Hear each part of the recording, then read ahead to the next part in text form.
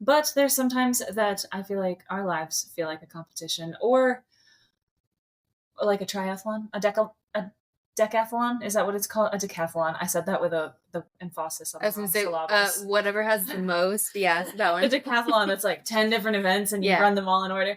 That's what I feel like getting through October and then again February. Yeah, I was gonna say there's a couple of definitely months there multiple points out there where I it's feel like I'm doing 8,000 different things at once. uh-huh. Love that. Has been the last week because we just came back to school. Yeah, that's a very chaotic time, I think, for everybody. And then it kind of cools down a little bit once you get in the routine of it. And you're like, I Right. remember how to do this. I can do and this. It's going to be okay. But yeah, at the beginning, you kind of need pep talks and things like that. Mm-hmm. So let's get into it. How do you think preparing to teach compares to preparing for the Olympics? Whew. I mean, I want to say they're the same. It's obviously not as extreme as going to the Olympics, okay? But it's not as hard on my body. This is a parody episode, okay, people? You do have to train your bladder too. Yeah, that's a physical adjustment. I feel like with anything that you want to do well, there takes some preparation. And so you can go and you can just be a teacher and you can be a bad teacher and not put in a lot of effort. But I think if you want to be a really good, awesome, make a difference teacher, you're putting in the minutes and you're getting ready for the school year by going to professional development, by looking at your curriculum, by getting your classroom set up and all of those things ahead of time and even some throughout the school year. And the expense of it, honestly, like, not that I'm spending as much of it as a traveling elite athlete, but I am putting my own money into my classroom and I can only write off, what, like $300? I think that's pushing it. That's the max amount. And they haven't asked me for my receipts yet, but if the IRS is listening, I have them. They're somewhere. I would find them for you. But I feel like we're all spending more than that in our classroom every year, just giving to it to try to be successful at it. So yeah, I'm not. And most of us aren't getting endorsements like athletes would be. Even though that would be great. Sponsor me, please. Please. What do I need a sponsorship from? Maybe we could talk about that. Who would we be endorsed by? There's so many. Any of you want to take me up? I'll take it. Yeah, right. So it's definitely not the same, but it is intense sometimes. And I feel like the hours are crazy when you're student teaching. If you go through a standard teacher prep program, like you're teaching all day for 8 hours and then you go home and you like eat a snack. If you have time to go home, I never had time to actually go home in between. And then you go to 3 hours of class in the evening and you're gone out of the house for so long. So I feel like that might be. Well, and I think that that's something that kind of follows you into that first year of teaching because you're figuring out so many things and it's all new and hopefully you want to do well. And so I know for me, I was at school for a lot of way hours. Past my contract hours. I got to school early. I was there all day and I would stay. I honestly, like, sometimes I would stay till like 5 o'clock. And I wasn't just sitting there doing nothing. I was constantly doing things and getting prepared because I did not want to mess up. I just wanted to do a good job. And I remember somebody telling me, you're going to get burnt out. You need to go home. You can come before or you can stay after. I was Don't do both. If you were the one that told me that, because I was like, someone told me once that you have to pick one. You can come early or you can stay late, but you can't do both. I tell people now, I'm like, it's fine because I get it. Because I'm a type A person and I want everything to be in order and know that I'm set for the day, whatever. So if you need to stay after school, make sure you have all the copies out, everything scheduled or whatever for the next day. That's fine. If you want to get there super early, you're a morning person, do that. That's great. That honestly stresses me a little bit more because after school, it's like you have so much time. Whereas in the morning, if somebody comes in and is talking to you, or if the copier's down, I've gone in the morning planning to make copies. Right. Knowing what I needed to print, but I just didn't want to do it after school. And I go in the next day and the copier's not working or the Wi-Fi's down and you need that for the copier. Yeah. Or somebody's stuck on it and they're printing like packets. The people who do that before first period. I can't. Yeah, if you're listening, print the packet after school. Yeah, or even during your conference in the middle of the day, that's fine. When only a few people When need people it. are like in class teaching for the most part, you can print packets. I get it. You Yeah, need but them. not I every used to night. do it, but not at Not- like 7:30 when people are trying to do last minute things for the day. Right. Or you realized you printed the wrong roster or master schedule. I looked at my master schedule today. It's hanging on the wall, taped up. Mhm. Right there for the kids and me to see. Not the right one. It's from last school year. Oh. And so I'm like reading along and I was like, this doesn't seem right. And I looked at the top, 23, 24. I was like, oh, I'll just tear that down real Oh, quick. it says it on there. My bad. I'll just print a new one. Thank you very much. But yeah, I think that that's something you kind of just get the hang of as you go. Because I know last year I was definitely better about that. I would still get to school a little bit early because I always wanted to get there before the kids get Mhm. there and be able to do anything, whatever. And I tried my hardest to leave right at contract time, unless I was staying for an after school practice or Right. I really was setting up something that was going to take me a little bit of time and I wanted to feel better about the day. But as the years have progressed, I've gotten significantly better with, nope, they're not paying me anymore to do that. Go home. Yep. That's going to get graded tomorrow or Yeah. the next day. And it's fine. You just And have to that's figure okay. out that the world's going to go on if you don't stay a few more hours and work on that. So, And I feel like when there's new teachers, I'm always poking my head in and being like, hey, go home. Mhm. Do you need to do it right now? Because I don't feel, what are you doing? I don't feel like it needs to be done right now. Please leave. Mhm. And don't take it with you. Because that's Right. not any better to bring all of your work home. yeah. So kind of along with that, I feel like we kind of talked about a little bit of this, but what preparation and training do you think teachers go through that kind of resembles what people preparing for the Olympics go through? I feel like it's almost like a routine. Mm-hmm. And I remember when I was a brand new baby teacher, like running through in my head how I was going to introduce a topic and then how I was going to lead them to the next thing Right. they needed to know and rehearsing that. And I do feel like I'm thinking of gymnastics or like even long jump, high jump kind of thing where you have the same setup every time and you do it a certain way so that it works out the best. Yeah, the mechanisms. Yeah. So I feel like that is pretty similar. Mm-hmm. That and the timing of how long is something going to take? That's how a fast tough one can to I learn. do it? And that's really hard to learn of like, is this going to take kids 20 minutes or 45 minutes or are they not going to finish today? And that's also going to vary by class. If you teach multiple class periods, they're not all going to pick it up at the same pace because some class sizes are obviously different, but also just the individual students in them, they learn different ways and at different rates. So that is something that you just can't really account for until you get to know those kids. Right. And I gave an assignment today that my first period is small and they just cruised through it. So they had like 20 minutes to work on the next assignment, which won't be until next week that they need it done, but like they could get started. Some of them finished that. And then later in the day, I had a class that's a little bit bigger and there's not enough of me to go around always. So like a handful of them finished, and the rest of them got through enough that it was like fine. They got enough practice in, but it is weird how much that varies. So it's hard as a new teacher to plan that. For sure. But I remember writing a lesson plan with like literally the minutes in it. Like it's going to take me about 2 minutes to introduce this. And then I'm going to give them a bell ringer that takes 3 minutes. That was the worst. And it was so stressful.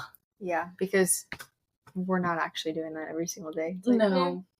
Yeah, we'll see how long this takes. And if you get off track, I feel like if you've got it all mapped out like that, it's so stressful that you're not on the pace that you thought you'd be on. It can't be that stuck to it, because a kid's going to ask you a question and it might make you think of something like, oh my goodness, thank you for asking that. That's a great question. Let me pull up this and show you. And I know teachers who have done that before and it kind of, you get off track of the lesson plan, but it's okay. It still pertains to what you're teaching. Right. It's still relevant. You need to take the opportunity to have that teachable moment. It's going to throw off your minutes a little bit, but again, it's okay. There's always tomorrow. Right. Or Monday. And take the time with the kids and be human. Be human. Don't be a robot and just, 5 minutes, moving on. Can you imagine? They're never understanding and you're like, time to go. Anyways. That would be a disaster. Yeah, I can't imagine. So on the topic of Olympics, Mhm. we've got teams. Do you feel like there's collaboration and or competition in our workplace? I'm going to say both. Okay. And I feel like with a lot of things, there's a happy balance Mhm. that needs to be there. Obviously, collaboration is huge, especially if you are self-contained and there's multiple of you teaching the same grade level. Right. You need to be able to work together. You need to talk with your team. You need to sit and plan. You need to share ideas. And that's huge. Mm-hmm. On the other side of that, even if you're not working with somebody who teaches the exact same thing as you, there's still vertical alignment. So, oh, hey, Mhm. how are you doing this? Or it could be somebody that's taught you like your class before. Maybe they don't anymore, but you can still go and you can bounce ideas off and say, Mhm. hey, how did you approach this? I've never taught this before. What did that look like when you did it? Right. Or maybe just somebody in your same content, they're really not getting this concept. Mm-hmm. I don't know what else to do. I don't know how else to teach it. What should I do? And they can give you, oh, well, have you tried this? And, kind of piggyback off of that. The competition side of it, it's tough because I feel like a lot of teachers want to do well, Right. and especially they want to be liked. They do. And that's hard. And so it's, I don't know, we keep bringing up, when you're the new person, but it's hard when you're the new person and people already have established relationships with their coworkers, Mhm. and you want people to like you too. Right. So it almost becomes like, oh yeah, I can do that. I can take on that, and Right. it's like you kind of like over volunteer. I know I can kind of be bad at that just because I'm a people pleaser, and that can kind of be a downfall sometimes. But I'm a recovering people pleaser. I'm Yeah. working really hard to be less of a Trying to people not. pleaser, so I'm trying to recover from that. But I think too, and this is kind of more of a negative side of the competition piece, but now with money being involved and Mhm. teachers can get more money if they're doing really well. And I know in the district they are saying not to see it as a competition. Right. Good and well, everybody was seeing that as a competition. And, Right. and that's why so many people were against that to begin with. Mm-hmm. Like, if you have the money, just give teachers the extra money. Right. Why make them compete and all of that for it? And that's essentially pretty much what it is. I mean, yeah, it's student a dog growth and it's pony all show. of that, but it is. So I don't know. It's just honestly getting lucky with the right combination of things. Mm-hmm. Like, I've sat down and looked at some of the numbers on my own personal data and how that worked out, and mm-hmm. It's just one thing leaning a little harder one way than the other, and it's not Right. that I did anything specific for that to happen. That just Mm-hmm. worked out for me, and that's great. But that definitely added to the competition aspect of it, and people Mm-hmm. want to be people want to teach different things because they want to qualify for the money, because not everyone qualifies for it, which Right. I feel like we're being very vague for no reason. It's an incentive allotment for the state that we're in, and it just only specific core content basically can apply or can qualify. Right. And then your data qualifies you for a bonus. So each school district, I guess we should say, gets to come up with a plan for how their allotment is going to look. But a lot of districts, it's just easier for it to be core subjects because that's who takes the state test. Right. And so they have that data piece every year that they can rely on. Now, there are some who are expanding that, and there's even some districts who don't even have it at every campus yet. So yeah, that's kind of it. And it kind of comes down to what your district is willing to do, because it takes a lot of work. It's so much work to track all of that data. It puts a lot of pressure on the people who are appraising the teachers, because now who aren't even in the classroom right now, and they're not eligible for the money. You might be the determining factor in somebody not getting $10,000 next year. Mm-hmm. And it's not that they're losing that money, but they're not going to get that extra money. And a lot of teachers really could use that because we don't get paid super well. And so that's why so many people are against it. But also, we had a big gathering, and it was to celebrate the people who got it. Mm-hmm. And that was fantastic. I think that it's great that there were so many in such a small district. Mm-hmm. I think that that's incredible. But as someone sitting in the audience, and I wasn't even teaching something where I would have qualified. So Right. I knew good and well going into it. Right. It was not going to be my name. Right.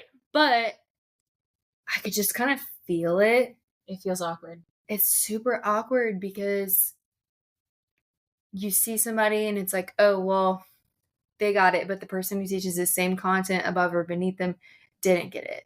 Mm-hmm. Or a couple people that teach the same grade level got it, but maybe one teacher didn't. It's just like that was the same group of kids. So it's hard to not see it as a competition aspect like that when it's like we're putting these people up there and they deserve it. Like, that's great. Right. But I don't know. It was weird. I felt bad for a couple of people in the audience because, like, I know that person is such a good teacher, but when part of it comes down to the observation that they do, but so much of the data comes down to your student growth, and so it could just be the kids that you have that year. Right. You know, like if you start with really high kids, their growth may be a smaller percentage. They're still growing, and they're probably still above the norm. Right. But it might be smaller than if you start with your average kids and they have this really big jump in their growth. And so I don't know. It's hard to compare that, I guess. But I know that some people. And the growth is based on where they start, which is cool. So like if they're a little bit lower, the growth that's expected out of them is a little bit more, but it's still like landing below the norm, if that makes sense. So I guess that helps, but it's still just hard. And one of our coworkers at the time of that meeting, I don't think you were near me when he was talking about this, but he was like, sometimes it's the kids you get, and sometimes you've got grackles, which if you're not in Texas, that's like a super creepy crow that hangs out in a Walmart parking lot. And sometimes you've got blue jays, and like your blue jays are going to fly high no matter what you do that year. Like they're going to be really good, and your grackles are going to need all the love and all the support to get to those goals. And he's like, some of those years are exhausting. Yeah. If you walk in and you're like, it's a tough group of birds. It is. And then sometimes you walk in and you have an easy class, and that's honestly makes a huge difference. And I think a big part of that too, because there are some people who maybe had the opportunity to get out of the classroom, but now that that's a thing, they would rather spend this year, have the data year, and be able to qualify. Right. Because something that they did at the end of the year, we always have a meeting with the person who appraised us and kind of talk about if you met your goals for the year and things like that. And that's one of the things that they went over. If you even weren't somebody who was in the plan necessarily, they still ran it through the calculator and showed you if you would have qualified or not. I kind of like that. I like that. And for me, like, I hate that you can't have the money, but I like that you can see that you're still, you're on that level, and you were still like a high performing educator. Right. And so for me, it was kind of hard to hear just because I would have qualified. Right. And so it's like, if that had been in the plan, you were telling me I could have made a gotten ton of money. Yeah. And that could have been really great because if you qualify, you get that money for 5 years. Right. And so that would have been really nice. But it's okay. I'm not upset about it or anything. But you know what I mean? Like, that just goes back to the competition piece where it's like, ooh. So I don't know. And I don't know how many teachers in the district would have qualified because obviously I wasn't in all of their meetings. I just can speak to myself. But I'm sure for some people that was pretty motivating. And if they're going to be in this year's plan or the next year's, then it's like, keep doing what you're doing. And I know that our district is trying to expand it, which is going to be huge for us. And there's some people that just hadn't been in our district long enough to even attempt to qualify because it takes so long to qualify. But I don't know. I think it can be a good thing, but I agree it does make it a competition. And it's not supposed to. And everyone's still happy for the people that won, obviously. For sure. It's not like you're upset about it. No, there's no hate in it. Bitter. But it's just like, oh, I want that too. It's like the jealousy factor of watching someone else win something like that you're like, oh, I wish that was me. Okay, well, maybe next year. Yeah. It's like, have you seen Friends? I just was thinking when you said that, the episode where Monica and Chandler get engaged, And then Rachel and Phoebe are talking about it and like, I'm so happy for her and not at all jealous. I'm so happy for her and not at all jealous. That's Maybe exactly like it. 90% happy and 10% jealous. And then they sit there and she's like, I'm like 50. Yeah, me too. I'm like, I think that's exactly the description. And it is. It's just like, I love that for you. That's great. But it is hard for teachers who could have got, like would have qualified if they were in the plan. But then even some who probably were pretty close, and it might just be. And you were off by like a decimal place. Can you imagine? Yeah. And we've got some teachers on our campus that I've heard talk that are like super positive about it. They're not in the plan yet. We're hoping to get there at some point, but like there are CTE teachers that are harder to qualify because their data is harder to track. For sure. Like the way that the state wants us to track it, at least. We still are tracking their data, but it looks a little different. Mm-hmm. And they're like, money for some is better than money for no one. So like at least someone's getting more money. It's good for the district. And I'm like, okay, like that's a really wholesome way to look at it. I feel like that still sucks for you, but it is the kind of like a rising tide raises all ships kind of thing. Like, yeah, okay, we're headed in the right direction, and maybe someday they'll think about me too. There will be more that follow for sure. And obviously, knowing you outside of school, it's like I'm so happy for my friend, Right. So it's like the people on your campus probably more so than people you never had a conversation with too. So I'm sure at bigger districts, it's like, oh, cool. Yeah, whatever. I'm excited. That's fair. That's a good point. Yeah. So if teaching had its own Olympics and we were doing games, what event or competition would you qualify in?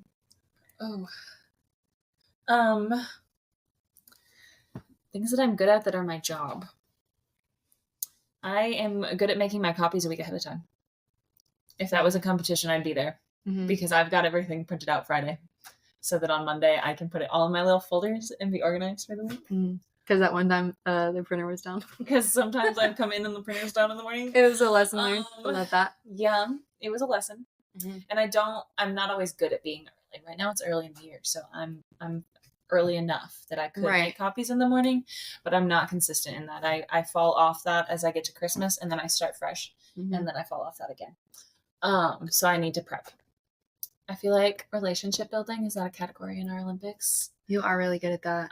Kids love you. Trying to get to know the kids. I'm trying to make them love me so they'll do the math because that's the only way they're going to do it because it's really hard. Yeah. So they have to want to please me. So I'm trying to win gold in that. It's not working for every kid. That's okay. But you're trying. That's and you can't be friends with everybody. Which no, not friends. Friends is wrong. We're not friends, but friendly. Right. Well, and you know what they say, like kids learn better from somebody that they like and they respect. So you do have to focus on that relationship a little bit. And that's where some teachers miss the mark. But, yeah, you can be really good with like your pedagogy and your planning and all of that jazz. And still like, if you don't have the relationships, it's not going to land. Yeah. Because they don't want to listen to you. They're going to check out. It's not going to be retained, even if you killed it in your presenting of it. Like logistically it was flawless, but they weren't listening the entire time. They were checked out for sure. What would you win in? I'm gonna say classroom management, and that's obviously not something that I'm still doing now. But still, you were good at it. That was even something that my appraiser had told me, which backstory on that was one of my biggest struggles and worries as a first year teacher. It's so hard because it's tough because you want the kids to like you, again going back to that relationship piece, because you want them to learn and you want class to be fun, right? And for me, I don't want to be a drill sergeant. I don't want to never smile at you. That's not in my personality. But it's also, there has to be that certain level of respect where when I tell you something, this is what's going to happen. And I'm the authoritative figure in the room, and you need to listen to that and respect me. And so again, like you kind of got to figure out how that works and find the balance for you as a teacher, because it's such a hard balance. And it looks different in every classroom. What works for you isn't going to work for me. Have to figure out how you're going to do it, how that's going to look. And so that kind of goes back probably to, asking teachers what they do before you start to, go say, hey, how do you do this in your math class with XYZ. Obviously very different from elementary school, Right. So just talking to the people around you at your school and figuring out how that's going to look. But that was my glow from Your this glow. past year, was not necessarily something that like I grew in just this past year, but that was her positive thing that she thought I did the best at, was classroom management. And so for me, knowing that that was something I had struggled with years prior made me feel really good. And I feel like after my first year, I was fine with it. It was just that learning curve. And then it's like, okay, now I know how to start the first of school and not be too nice, but also don't be the drill sergeant. And so just kind of figuring that out. So I think that, and then probably just gamification, I guess. Can I say that? Because I love making class fun by playing games, and that's something I'm still trying to enforce now. I was talking to... I feel like that's most of your job now. It's like trying to make class more engaging. I was just talking to a teacher about that today because they told like they've never been on quizzes or Kahoot or Gimkit or anything like that. Like the kids love it though. I could be wrong. No, but to me, they just light up. They're like, we get to do a Kahoot. They get so excited. How that's been around for a minute, and it's been around since we were in high school. Yeah, I was doing that, but they get to play a game, and it seems more fun, and it's not a boring test review because we're playing a game. So, just trying to get people to do that. But yeah, probably those two. That makes sense. Is there anything you would flop in? Everything else, no. I got 2 skills. I'm flopping in attendance. Yeah, I could see that. I'm not good at it. There were some years where I nailed it. I'm going to say whenever I only had to take attendance one time, I was better at it. Whenever I had to start doing it every class period, there would definitely be times where I would forget to do it. So I overcame that flop by asking somebody in each class to remind me. Okay. And check in that I had done that. So yeah, just like pick a responsible kid and be like, hey, your job is to tell me to 5 minutes into class, I need you to be like, did you post your attendance? Because you need to. I do need to pick a kid in each class. Yeah. I do okay for the first few periods of the day because those classes are smaller, but the bigger classes, I'm walking around, I'm talking to the kids, I'm like vibing, and I forget. Yeah. And it's the same thing with the date on my board. I did assign that to a kid. I asked for a volunteer for my first period to fix the date, and he goes over every day and fixes the date because otherwise it would be like August 12th forever because I'm really bad at it. We're just never going to change. I think another one for me probably would be keeping my opinions to myself. I'm not super good at that. And that actually can be a good thing and a flop. But I'm going to say it's a flop because I'm sure that probably does get on some people's nerves. But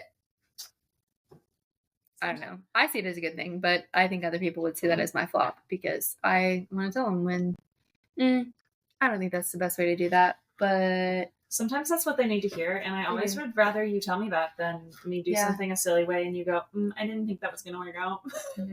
Yeah. And so when I didn't want to hurt your feelings. Right. But then, a coworker will come and tell me something and it's like, I feel like there's a better way for us to do that, or maybe we should try this, or that was really silly. But I don't know. You also kind of have to have a good relationship with your coworkers to be able to do that, I guess. Because when I was brand new at a place, definitely not. I'd be too scared when I was brand new. It's like, I don't know how you're going to take that if I say that to you. So ask me in 2 months. Yeah. Get back to me about that one and I'll let you know. Yeah, for sure. Any other flops for you? Oh gosh.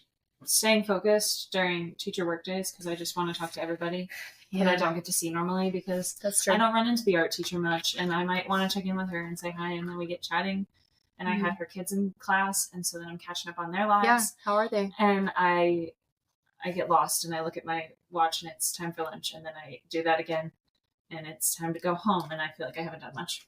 Yeah, that's totally fair. But I feel that. Those are my struggles. Okay. So we're teachers and we of course have stories. Right. Can you share an experience where you felt like you were in the Olympic arena competing as a teacher? Oh gosh. Am I allowed to say all year? Is that a fair answer? Yes, but I need something more specific. More after that, specific. yeah. Okay. Because same. The first thing that comes to my mind is the beginning of the year, because I'm not assigned to a particular campus anymore. I work for the district level, but I have been going around to the specific campuses and trying to meet with people, see if they need any technology help, setting up something like gamification, anything like that. And I walked into one of the buildings today and I just immediately felt stressed. Oh, immediately. And that's that. My building where my office is. It's so calm. It's chill. Every once in a while, we have like more people over there if they're having a meeting or something like that, because we have a big room over there. But for the most part, it's pretty chill. It's the same people all the time. And we're all adults, so we don't have parents coming in. We don't have kids popping in, things like that.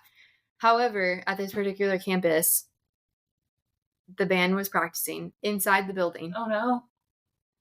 And you could hear it in all areas of the building. Of course, it's echoing. So in the offices, because I went to chat with my fiance and his office is up there. And so I'm talking to him. As we're having a conversation, his phone starts ringing. So he answers it. No big deal. I'll just step out, but you can still hear the band. Even if you close the door, you can still hear the band. And the phone. Teachers are popping in because they're mad about their schedule or how many kids are in their class. And it's like, they're not done with scheduling yet. Give them a minute. It's going to take a second. And so, giving him some privacy, I kind of went and I was just going to chat with the secretary for a minute. Parents, kids, teachers, admin, like, you just could feel it. Like, it was just, the beginning of the year is so stressful. There's so many things that schools have to do. It's so overstimulating. It is. And then there's kids who, decide, oh, I actually don't want to be in that class. It's like, well, that's funny because you filled out a form saying you wanted to be in that class a couple months ago. Or literally last week. Like, some of them change instantly. They sign up and they just like, all of a sudden don't. I don't love that teacher. So, yeah. And, like parents coming in and asking questions and wanting something. And it's like, you didn't even register your kid yet, but whatever, beside me. So just little things like that. I was like, oh my goodness. I remember the chaos of being in there and just feeling like you had a million things to do. Not even in the office. Love on the office people at the beginning of the year. Tell them thank you for all that they do, because you probably don't even realize, because I'm just now realizing a lot of the things that are happening. They're putting out fires all day, every day. It is. From as soon as they get there to probably after they leave. So definitely tell them thank you the next time you see your principal, secretary, counselor, anybody that works in the office, PEEMS. But yeah, it just, even as a teacher, I remember thinking, this is a lot, and making sure you have everything done, because there's a lot to do before school starts. So it is. Definitely that probably is when I felt like you're just in the midst of it. Mm-hmm. What about you? I agree with the first week, because it just feels I'm coming to the end of it, and I'm exhausted. Right. And it's been chaotic. It's been good. Like, the kids are good. We're chilling. We're doing great. The people are excited. They show up early every day right now. They're still happy to be there. Like, that part is great. For sure. But it's like small things are not working most days. And that's fine. We're functioning without it. But it does just like throw off your typical schedule that you remember from the end of the year before. My very specific example I'm thinking of is my 7th period class from a few years ago. That was just like, every day was a battle. Which that was only my 2nd year of teaching. So I didn't have classroom management like down. Right. As we discussed. It was better. Right. But that was a tough class. It was a full house. Every seat was taken. And they had really big personalities. Every single one of them. Yeah. And that just makes for an interesting 45 minutes. Yeah. And sometimes you get those, and it's like, if you had that class in the morning, it would have been totally different. But the fact that I've gone all day. And you're bringing this much energy in here. And that's, if I had that class now, I think it would go different, because I'm better at managing behaviors like that. I have another large 7th period class. I don't know what it is about 7th period. It's always 7. Mm-hmm. But it's a different vibe altogether. Like, it's not a problem at all. But Right. my one a few years ago was an interesting combination of people. And the kids I've taught those same kids since then, and Mhm. even they are like, ooh, that was not good. Sorry for that year. Sorry about that. Our bad. Like, they graduated, a couple of them, and they're like, oh, we're different people now. And I was like, yes, thank goodness. Like, I like you way Yeah. more now than I did then, because you were It's also like kind of your children mess. and you're supposed to grow. So Right. thank you for improving. Thank you for doing the right thing and growing up and Yeah. acting right. And totally appropriate behavior for their ages. It just was like too many goofy kids in Mhm. one room at one time. Yeah, That's That's really fair. my boxing match every day. That's what it felt like. Yeah. Well, you made it through that. So I did. Here I I love am that now. for you. And you've got it down. I've 'Cause got it done. I I've got to know figure it out. good and well. You're a great teacher and those kids love you. So thanks. Trying. Yeah. Doesn't always feel like that every day, but I think that's every job, so it's fine. yeah. Well, if any of them are listening, they're gonna remind you of it. So give her a high five tomorrow. Thanks, guys. We have one more thing to share with these guys, right? We need them to follow us on the internet. We do, because we are on social media and we have not said that on here. So if you have Instagram or Facebook, you can find us at We're Teachers Podcast.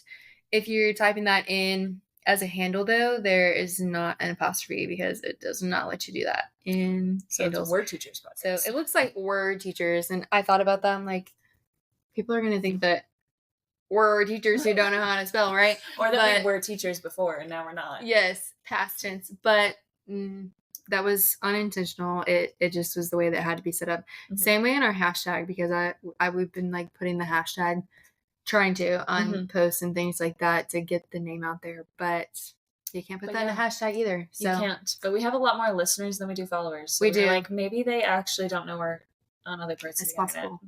And we're trying to make that fun and put things on there. Some of our favorite quotes from episodes and a little bit about us. You keep saying we, and it's you.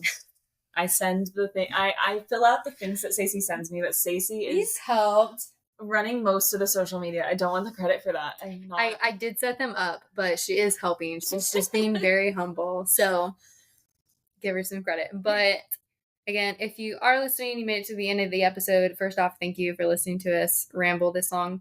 But go ahead and find us on social media. Give us a follow. Yeah, we'd love to see you. Posts. That'd be fun. Yeah. And we'll talk to you soon. Yeah. Bye. Bye.